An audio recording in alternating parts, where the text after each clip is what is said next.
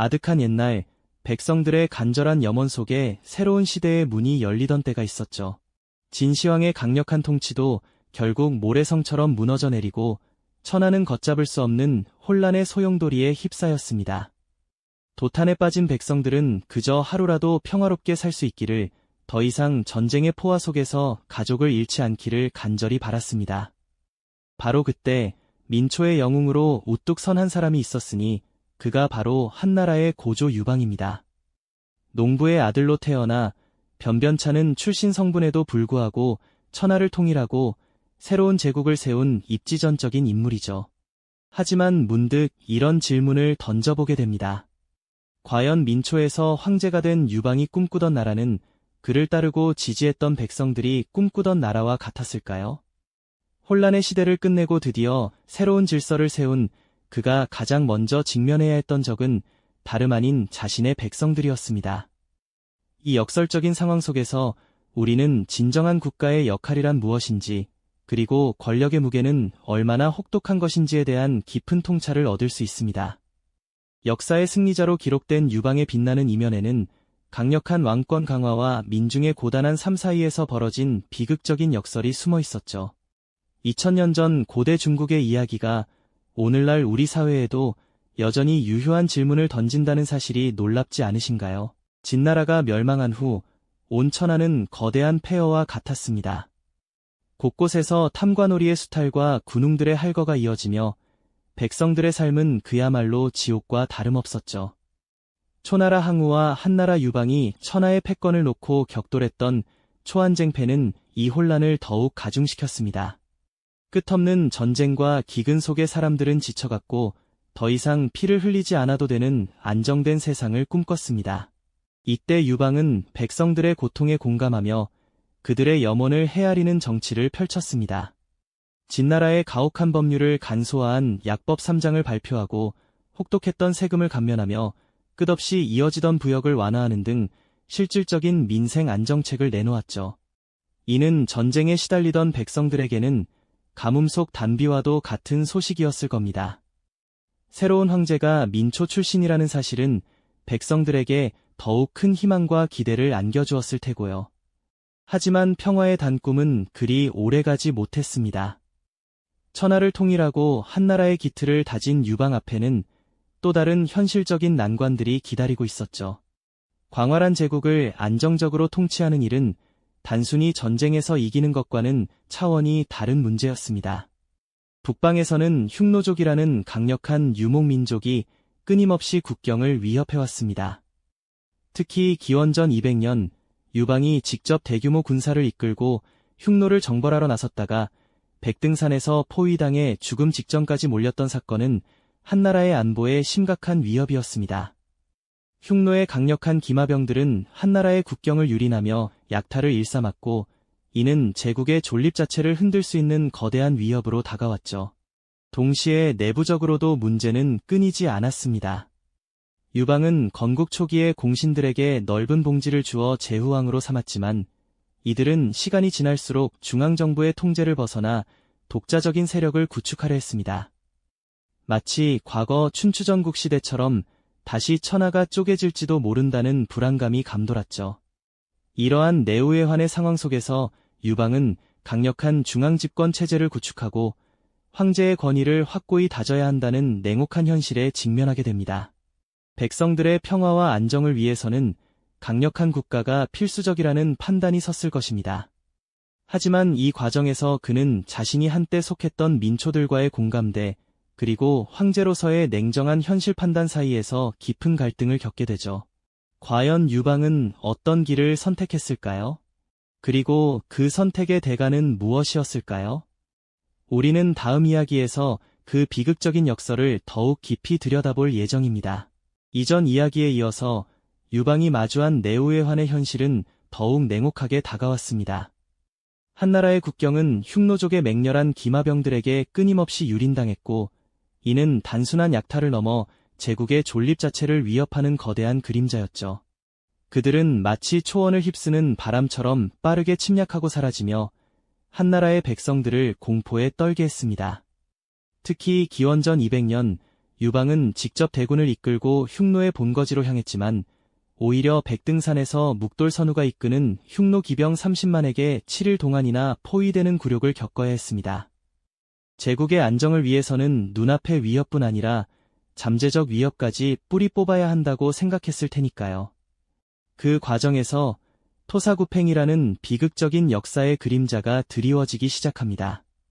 마치 사냥이 끝나면 사냥개를 삶아 먹듯이 더 이상 필요 없어진 공신들을 제거하는 잔인한 방식이었죠.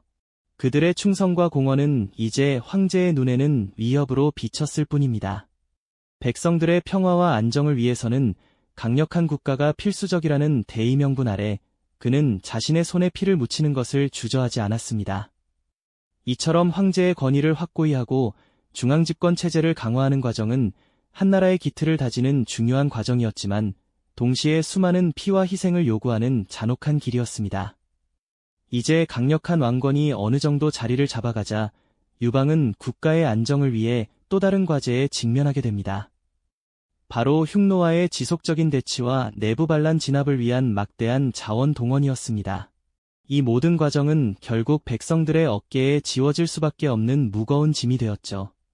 평화를 갈망했던 백성들은 다시금 국가의 필요에 의해 고통받는 역설적인 상황에 놓이게 됩니다. 과도한 부역과 세금, 그리고 강제 이주 정책까지 민초 출신 황제가 꿈꿨던 세상은 과연 백성들이 꿈꾸던 세상과 같았을까요? 유방의 내적 갈등은 더욱 깊어질 수밖에 없었을 겁니다. 제국의 영광 뒤에 숨겨진 민중의 고통, 그것은 한나라 건국 초기부터 드리워진 어두운 그림자였습니다. 이처럼 제국의 영광 뒤에 드리워진 민중의 고통은 한나라 건국 초기부터 깊은 그림자를 드리우고 있었죠. 백성들의 등골을 희게 하는 과도한 부역과 세금은 농민들의 삶을 벼랑 끝으로 내몰았습니다.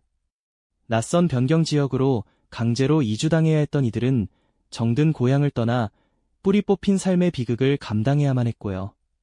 평화를 간절히 바라며 새로운 황제의 등극을 환영했던 민초들은 이제 막 건국된 강력한 국가의 안정을 위해 또다시 희생을 강요받는 역설적인 현실에 직면하게 된 것입니다. 민초 출신이었던 유방 황제의 마음은 과연 어떠했을까요? 한때 자신과 같은 처지였던 백성들의 고통을 외면해야 하는 황제의 자리에서 그는 깊은 내적 갈등에 시달렸을 겁니다. 제국의 영속과 안정이라는 거대한 목표와 눈앞에서 고통받는 백성들의 현실 사이에서 유방은 끊임없이 번민했을 테죠. 그의 선택은 늘 냉혹한 현실 판단의 연속이었습니다. 개인의 고통은 때로 국가라는 거대한 수레바퀴 앞에서 어쩔 수 없는 희생으로 치부되었으니까요. 하지만 이러한 고통과 희생이 헛된 것만은 아니었습니다. 유방은 비록 민중에게 가혹한 부담을 지웠지만 그 대가로 한나라의 기틀을 견고히 다지는 데 성공했습니다. 흉노족의 위협을 막아내고 내부의 반란 세력을 진압하며 흔들림 없는 중앙집권 체제를 구축한 것은 분명한 업적이었죠. 혼란의 시대에 지쳐있던 백성들에게 강력한 국가의 존재는 언젠가 평화와 안정을 가져다 줄 것이라는 막연한 희망을 품게 했을지도 모릅니다. 황제의 강력한 결단 없이는 이 모든 것이 불가능했을 테니까요. 그럼에도 불구하고 이 과정에서 발생한 민중의 고통은 한나라가 짊어져야 할 숙제가 되었습니다. 강력한 왕권이 국가의 안정에 필수적이었다는 사실은 부정할 수 없지만 그 과정에서 민중이 감당해야 했던 희생은 역사가 늘 되돌아보고 질문해야 할 부분이죠. 과연 국가의 안보를 위해 개인의 삶을 어디까지 희생시킬 수 있는 것일까요? 그리고 진정한 국가의 역할은 무엇이며 백성을 위한 통치란 무엇일까요? 유방이 남긴 제국의 기틀은 후대 황제들에게 이와 같은 근원적인 질문들을 던지게 됩니다. 그의 통치는 후대에 지대한 영향을 미쳤습니다. 유방 사후, 한나라는 아버지의 냉혹한 통치 방식을 그대로 따르기보다는 민생 안정에 더욱 힘쓰는 방향으로 나아가게 됩니다. 바로 무이이치와 문경지치로 대표되는 통치 철학이 꽃피우게 되는 배경이 되는 것이죠. 유방이 뿌린 강력한 왕권의 씨앗이 후대에는 백성들의 삶을 보듬는 지혜로운 통치로 이어질 수 있었던 것은 어쩌면 역사의 아이러니이자 동시에 발전적인 순환의 고리였을지도 모릅니다. 그의 치세는 단순히 힘으로 제국을 세운 것을 넘어 후대 통치자들이 백성을 어떻게 다스려야 할지에 대한 깊은 고민과 성찰을 남겼다고 볼 수 있겠습니다. 유방의 냉철한 통치 방식이 남긴 고민과 성찰은 그의 아들 대에 이르러 한나라를 전혀 다른 방향으로 이끌게 됩니다. 강력한 왕권으로 제국의 기틀을 다진 유방의 시대가 막을 내린 뒤 한나라는 백성들의 삶을 보듬는 지혜로운 통치 철학을 꽃피우기 시작했죠. 바로 무이이치와 문경지치로 대표되는 평화로운 시대가 열린 것입니다. 이는 유방이 뿌린 강력한 중앙집권의 씨앗이 후대에는 백성들의 삶을 안정시키는 발전적인 순환의 고리가 될 수 있었던 역사의 아이러니이자 동시에 숭고한 발전이었다고 볼 수 있습니다. 유방의 아들인 문제와 그 뒤를 이은 경제의 통치는 이전과는 확연히 달랐습니다. 이들은 아버지처럼 대규모 토목공사를 벌이거나 끝없는 전쟁으로 국력을 소모하는 대신 백성들의 피폐해진 삶을 회복시키는 데 모든 노력을 집중했죠. 무이이치는 문자 그대로 아무것도 하지 않음으로써 다스린다는 뜻인데요. 이는 통치자가 불필요한 간섭이나 가혹한 명령을 최소화하고 백성들 스스로 삶을 영위하도록 내버려 두는 것을 의미합니다. 마치 자연의 순리처럼 백성들이 스스로의 힘으로 번성하도록 돕는 통치 철학이었던 셈이죠. 문제와 경제는 세금을 대폭 감면하고 부역을 줄이며 형벌 또한 관대하게 적용했습니다. 백성들은 전쟁과 강제동원의 그림자에서 벗어나 비로소 농업에 전념하고 가족을 돌볼 여유를 얻을 수 있었죠. 폐허가 되었던 진나라 이후의 혼란과 유방시대의 고된 희생을 겪었던 백성들에게 이러한 통치는 가뭄 끝에 내리는 단비와도 같았을 겁니다. 시장은 활기를 되찾고 농촌은 평화로워졌으며 사람들은 다시 미래를 꿈꿀 수 있게 되었습니다. 이 시대를 일컬어 문경지치라고 부르는데 이는 문제와 경제의 어진 통치로 백성들이 누렸던 평화와 번영을 상징하는 말이죠. 유방이 세운 강력한 왕권은 비록 많은 이들의 희생을 바탕으로 했지만 역설적으로 이러한 안정적인 통치의 토대가 되었습니다. 흉노의 위협과 내부 반란이라는 거대한 도전을 힘으로 제압하며 국가의 근간을 확고히 다져놓았기에 후대 황제들은 비로소 내부의 안정과 백성의 삶에 집중할 수 있었던 것이죠. 마치 거친 폭풍우를 견뎌낼 튼튼한 집을 먼저 지어놓았기에 그 안에서 가족들이 평화롭게 살 수 있었던 것과 같다고 할 수 있습니다. 하지만 우리는 여전히 잊지 말아야 할 질문을 마주합니다. 국가의 안보와 번영을 위해 개인의 삶을 어디까지 희생시킬 수 있었을까요? 강력한 왕권이 국가의 안정에 필수적이었다는 사실은 부정할 수 없지만 그 과정에서 민중이 감당해야 했던 막대한 고통과 희생은 역사가 늘 되돌아보고 질문해야 할 부분입니다. 과연 진정한 국가의 역할은 무엇이며 백성을 위한 통치란 무엇이었을까요? 유방이 남긴 제국의 기틀은 후대 황제들에게 그리고 오늘날 우리에게 이와 같은 근원적인 질문들을 던지게 되는 것이죠. 한나라 고조 유방의 이야기는 비단 2000년 전의 과거만이 아닙니다. 강력한 국가를 유지하려는 권력의 본질과 그 안에서 개인의 삶이 어떻게 흔들리는지에 대한 질문은 시대와 공간을 초월하여 오늘날 우리 사회에도 여전히 유효합니다. 어떤 시대에도 국가와 개인의 균형은 영원한 숙제로 남아 있습니다.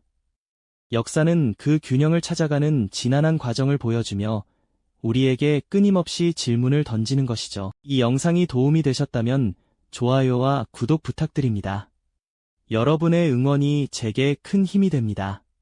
다음 영상에서도 더 유용한 정보를 공유하겠습니다. 감사합니다.